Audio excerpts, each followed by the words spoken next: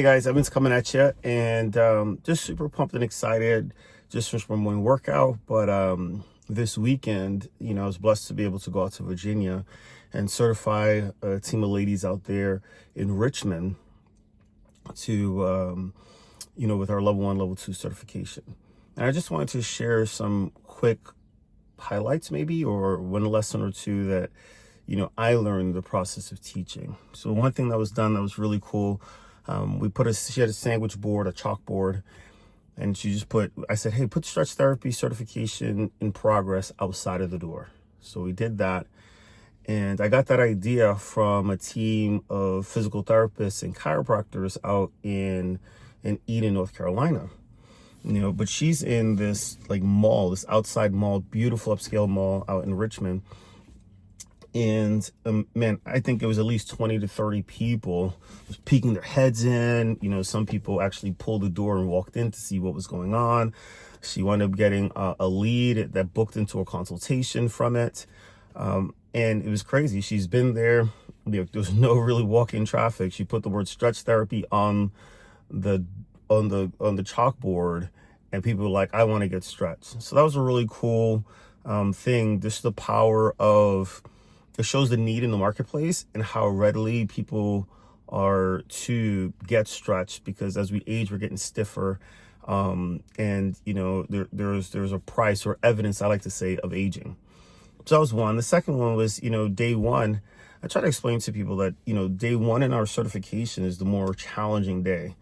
And the reason why is that even though you've done the online homework, it's all new concepts, it's all new touches, and it's a lot of content in a short period of time. It's 35 stretches we go through in a systematic way in one day. So it's fairly intense. And then you have to do homework.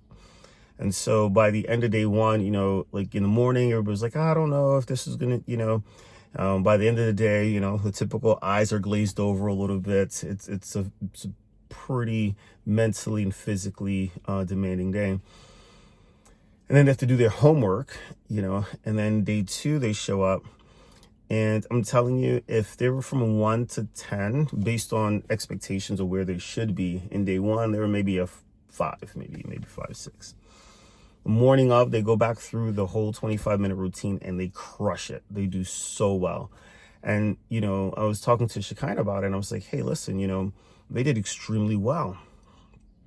And she was like, yeah, of course they could have done this better. But I'm like, this is the beginning of day two. They only had 1 day of learning.